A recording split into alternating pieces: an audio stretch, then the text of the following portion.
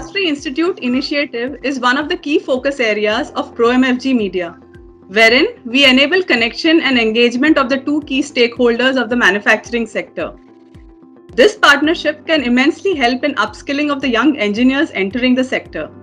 It also enables research and builds solutions for industry-specific problem statements that have the potential to challenge the current status quo and promote a culture of excellence. Today, we have two such gentlemen with us who are an example of how industry and institute can build profitable and scalable solutions.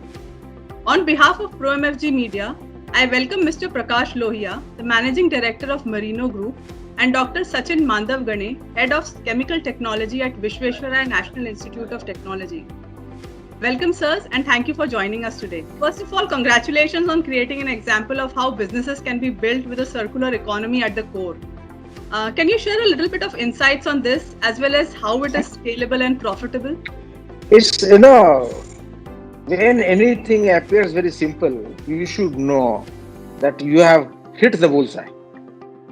Now, if you look at circular economy, right, you might not have seen that, but my generation, in our home, my grandmother, when she will cook, if there is a vegetable, समझ लिए लौकी है, from skin to seeds, everything will be used. Nothing is wasted. So, this wasteful economy is creating all confusion. If we look at anything, any process, right? You have raw material, you make them undergo certain processes, and you find out some products, some of them you call them your main product or the product you offer.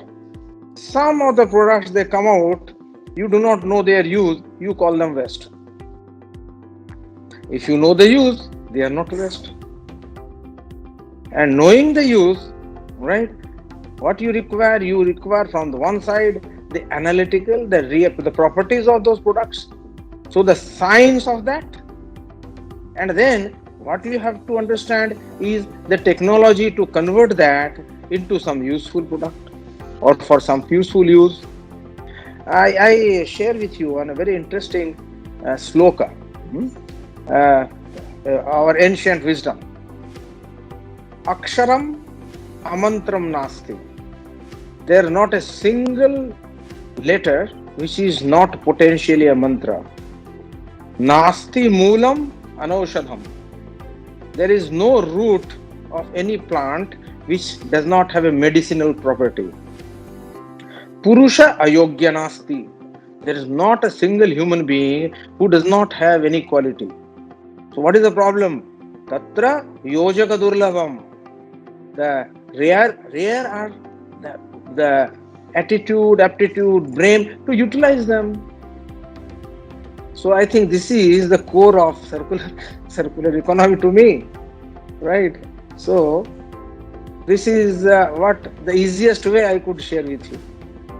Dr. Sachin, you have developed a potent solution for the stubble burning problem specifically. Can you share your take on how you created this solution, which is, having sustainability at the core?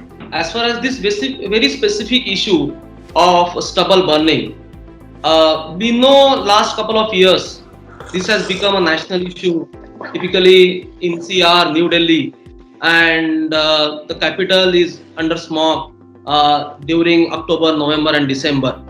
And not only national, it has become an international issue as well. It has brought shame to the nation. And somewhere in 2019 May,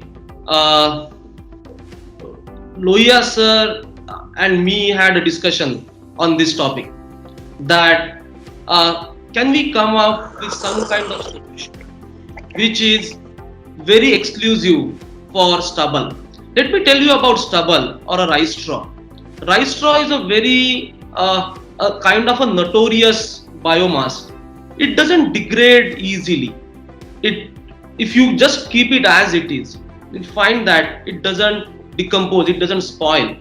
Probably that's the reason in the hutments also, if you go to places which are rice bowl, on the hutments, on the roof also, these paddy straws are laid? Reason is they do not decompose. So what we try to do is we try to come up with a decomposer which can decompose material like paddy straw. So what is material like paddy straw? Paddy straw has very less nitrogen. Bamboo dust, wheat straw, right? All these materials are having, and the place from where I belong to, Nagpur, this is a cotton belt. We have a problem of cotton stack. So all these materials have carbon to nitrogen ratio more than 50, and the decomposer that we have come up can decompose such a difficult to digest material, that too in a very short time of 3 weeks. Mr. Lohia, another question for you. What is the benefit of industry, academia, collaborations, and what are the challenges that come out with this particular association? Benefits as well as challenges, if you can, share some light on that. Actually, if you look at it, industry and academia, right, their togetherness is essential, because every industry requires the understanding of all the material the industry is using, the basic understanding, right, the basic science behind it. If you look at it, academia is more towards the science and finding out potential use of those material through the scientific understanding. So they go up to lab scale, and it is the industry where that application is taken forward from pilot to the full scale. So they are actually essential. Now what happens if there is a big industry? They may have their own R&D, big setups.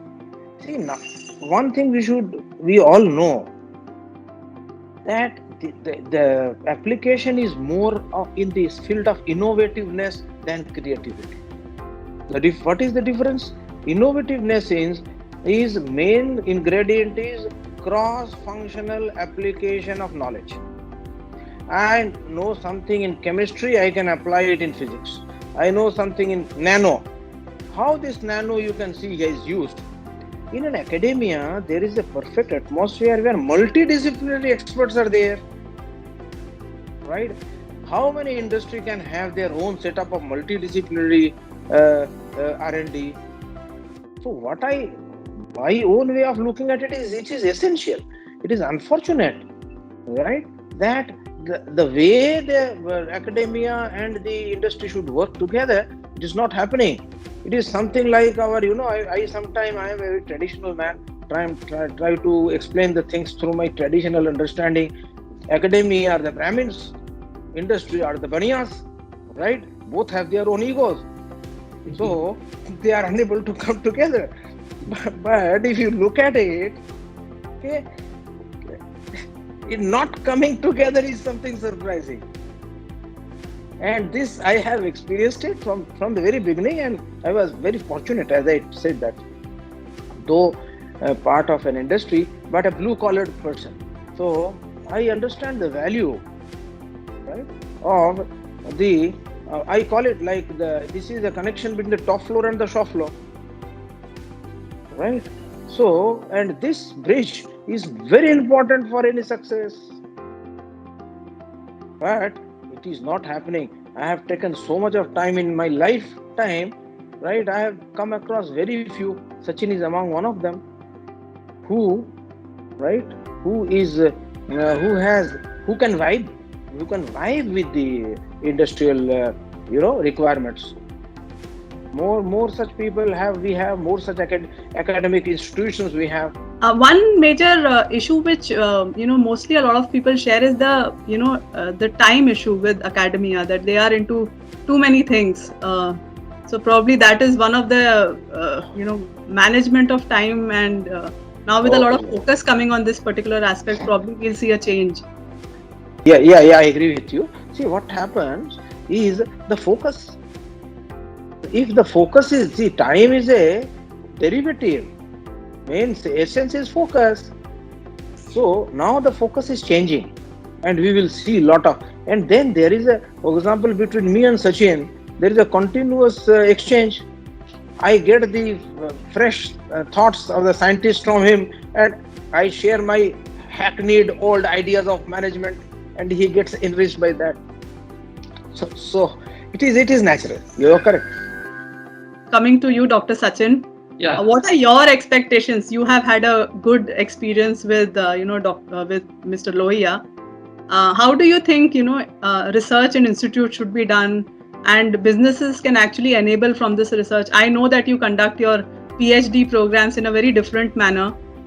You are inclined towards ensuring startup culture in your, programs. So if you could throw some light on that aspect, and how do you feel how industry should collaborate? I will take forward what Lohia sir was talking about. And two things I would like to tell. One very specific between me and Lohia sir. Both of us understand each other's language because both of us are chemical engineers. But most importantly, both of us understand each other's thinking. That is most important because we are from the same school of belief. We both have conviction and belief in the message of Swami Vivekananda. And that has connected us very thickly. Now, as far as the general answer is concerned, I would like to tell you that as an academician thinks that this is the point where my work is completed, whereas the industry wishes that this is the point from where I want to begin. The difference between this thinking and wish, there is a no man land where the academician doesn't want to cross that limit, nor the industry comes here. So we want some wishful thinking where the proper amalgamation of two things. One is the language, because as sir said, academician or the academic institutes, the main mandate is generation of knowledge. The time is not that important factor, right? But and on the other side, the need and the economy. We need to find out a gap which can bridge these two things, and that has been very successfully done in case of VNIT and Marino Innovation Center, which is a part of this collaboration. And on a personal note, I am enriching myself with the discipline of management, being more organized. So that is something that I am learning. Related to the students, as you asked me, I have my PhD program where I insist each of my PhD student to have his or her own startup, so that they are not working only for the sake of a degree. They are not working only for the sake of publication of patent. They are in fact investing their 3 years or 4 years of life in VNIT for building their career. And that has made a lot of change among the mindset of the students. And for that, a very strong backing, knowledge-based backing. And see, another issue I would like to put before you is that we have a limitation of working only up to a lab scale. We have state-of-the-art lab, we have analytical instrument, we have everything. As sir said, we have collaboration, we have different department on campus, we have network also. But there is something called Lab Plus. For example, if I am working on say 200 milligram of material or half a kg of material, I need to conduct the same experiment in the environment of the industry, industry's environment, maybe on 100 kg or 200 kg. Then it will go to pilot. That is possible here in this particular example of VNIT Marino. What we are doing is, once we have completed close to 30% of work, proof of concept is built, initial experimental work is done, we simultaneously starting our work maybe on a Lab Plus on VNIT on Marino campus. And Lohia sir, since he himself is a chemical engineer, he takes the things forward. We are anyway working with the students in the laboratory, and then when this overlap takes place, there is a lot of give and take, because we are now knowing that what is the need of the end user, And because of that, we then tailor our experiments, and that has brought a success of this decomposer in a very short time of almost in a year. We started somewhere in the May of 2019. On 15th August 2020, this 2020, we were all finished with the technology development. Now what we are doing is the commercial scale trials. Thank you to both of you for joining for this special interview. Thank you.